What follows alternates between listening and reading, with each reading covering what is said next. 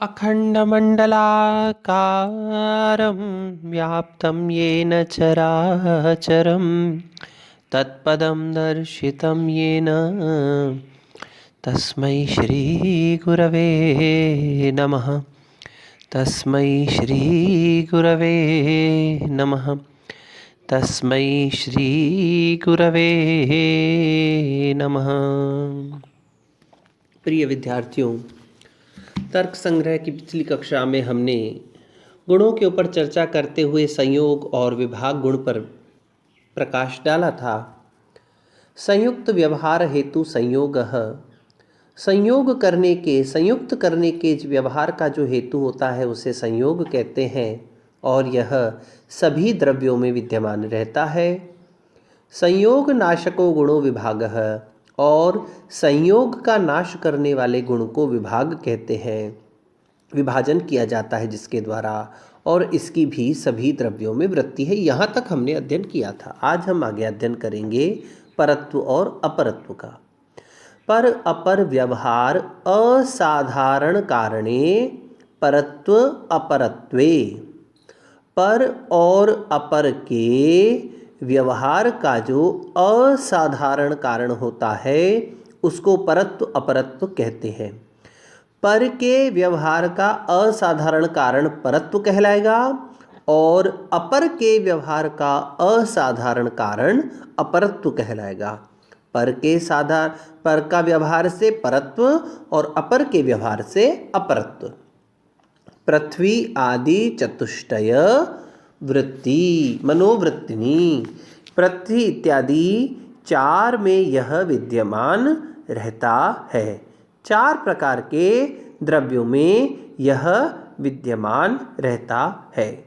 ते द्विविधे, और यह परत्व और अपरत्व जो है यह दो प्रकार के हुआ करते हैं। दिक्कृते कालकृते च, दिक्कृत यानी दिशाओं पर आधारित परत्व अपरत्व, और काल के आधार पर किया जाने वाला परत्व और अपरत्व। दिक्कृत परत्व, दिक्कृत अपरत्व, फिर कालकृत परत्व और कालकृत अपरत्व। दूरस्थे दिक्कृतं परत्वं समीपस्थे दिक्कृतं अपरत्वम। दूर विद्यमान रहने वाली वस्तु में दिक्कृत परत्व होता है और समीप में रहने वाली वस्तु में दिक्कृत अपरत्व होता है। कैसे? अब जैसे हम अजमेर में रह रहे हैं, अजमेर से एक जगह जयपुर है और दूसरी जगह दिल्ली है। ज़्यादा दूर क्या है? ज़्यादा दूर हमें पता है दिल्ली है अजमेर से। तो अजमेर और दिल्ली के बीच में जो विद्यमान है वह दूरीकृत, दूरस्थ विद्यमान जो दिक्कृत परत्व है तो वह क्या कहलाएगा? दूरी है, उसको हम परत्व कहेंगे। लेकिन अजमेर से जयपुर क्या कहलाता है? समीपस्थ होने के कारण से इसको दिक्कृत अपरत्व कहते हैं। अब ध्यान दीजिए फिर क्या होगा। अब हम कहें कि जयपुर और किशनगढ़ और अजमेर, अजमेर से जयपुर की दूरी देख लीजिए, अजमेर से किशनगढ़ की दूरी देख लीजिए। जो दिल्ली की के साथ व्यवस्था होने पर हम जयपुर को समीप मान रहे थे, उसका अपरत्व मान रहे थे, आज किशनगढ़ के साथ में जयपुर की तुलना करने पर हमने क्या किया? वह जयपुर जो है अजमेर से अधिक दूरी पर विद्यमान होने के कारण से जयपुर का जो रहेगी स्थिति असाधारण कारण पर और अपर का, वह परत्व कहलाएगा। लेकिन किशनगढ़ क्या कहलाएगा? अपरत्व कहलाएगा। अब वापस किशनगढ़ और अजमेर में देख लीजिए, मदार देख लीजिए।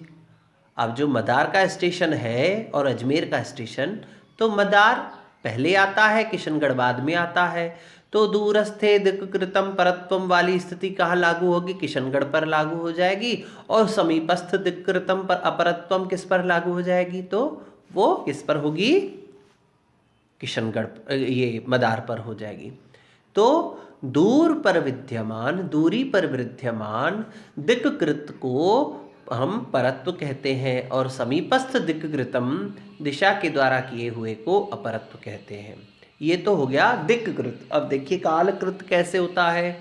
ज्येष्ठे कालकृतम परत्वम, कनिष्ठे कालकृतम अपरत्वम।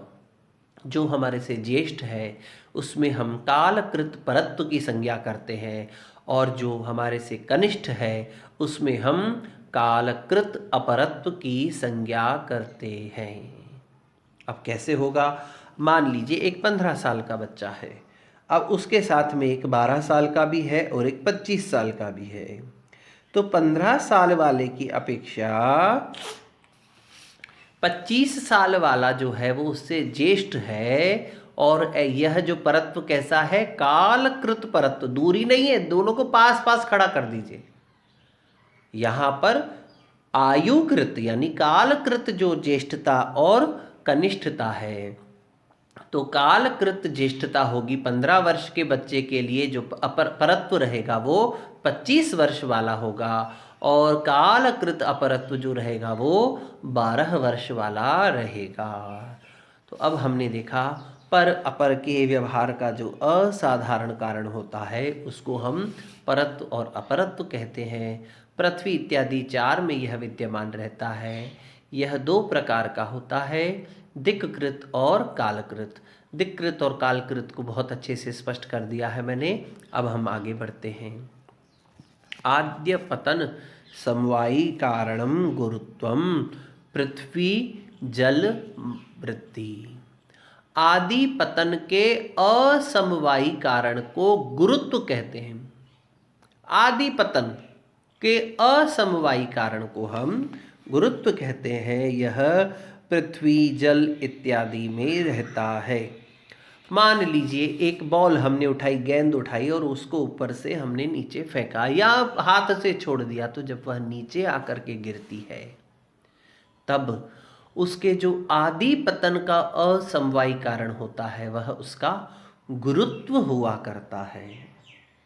अब ध्यान दीजिए, 2 बॉल उठा लीजिए, 2 गेंद, एक भारी और एक हल्की, और दोनों को समान ऊंचाई से अपने हाथ से छोड़ दीजिए।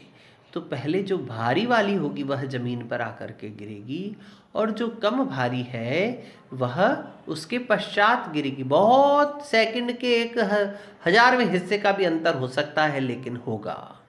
तो आदि पतन का जो समवायी असमवायी कारण है उसको हम गुरुत्व कहते हैं। पिछले वर्ष कक्षा में एक बच्चे ने प्रश्न किया था कि यदि हम उस गेंद को ऊपर से फेंक देते हैं तो एक बार तो उसका पतन होता है, दूसरी बार फिर वो उछलती है, तीसरी बार, चौथी बार, 5वीं, 6ठी बार। तो गुरुत्व इन सब में माना जाएगा क्या? तो नहीं। जो पहली बार ऊपर से गेंद गिरी है, आप शब्द देखिए, आद्य यानी आदि पतन का असमवायी कारण तो गुरुत्व कहलाएगा, लेकिन उसके बाद जो दूसरी, तीसरी, चौथी बार उछल करके फिर जमीन पर गिरती है वह उस गेंद का गुरुत्व नहीं होता है, वह उसका वेग होता है। अब कैसे, तो आप ध्यान दीजिए। एक गेंद को बड़ी जोर से आपने फेंका तो वो एक बार गिरने के बाद 8 बार उछलती और गिरती है, लेकिन दूसरी वाली गेंद को जब आपने बहुत कम गति से फेंका या गिराया या गिरी तो वह केवल 4 बार ही। लेकिन ऊपर से गिरने पर जो पतन हुआ, उसका आदि पतन हुआ, वह तो दोनों में समान रहता है, लेकिन उस गेंद की गति के आधार पर उसका दूसरा, तीसरा, चौथा, 5वां जो पतन होता है वह वेग के कारण से होता है। तो पहला वाला पतन का जो असमवायी कारण है उसको हम गुरुत्व कहते हैं। यह पृथ्वी और जल में रहता है। फिर दूसरा तत्व देखिए, आद्य स्पंदन असमवायी कारणम द्रवत्वम। आदि स्पंदन का जो असमवायी कारण है उसे हम द्रवत्व कहते हैं। अच्छा, गुरुत्व को हमने देखा पृथ्वी और जल में इसकी वृत्ति रहती है ना। आदि स्पंदन के असमवायी कारण को द्रवत्व कहते हैं, और यह पृथ्वी और तेज दोनों में विद्यमान रहता है, अग्नि में भी और पृथ्वी में भी। तत्द्विविधम, वह 2 प्रकार का होता है। कौन 2 प्रकार का है? द्रवत्व। तद द्विविधम दो प्रकार का है, सांसिधिकम और नैमित्तिकम च। सांसिधिक और नैमित्तिक। जो सांसिधिक होता है अर्थात स्वाभाविक द्रवत्व होता है, तत् जले, सांसिधिकम जले। सांसिधिक जो होता है, जो स्वाभाविक होता है, वह जल में विद्यमान होता है, लेकिन नैमित्तिक जो द्रवत्व होता है वो पृथ्वी और तेज में विद्यमान होता है। कैसे?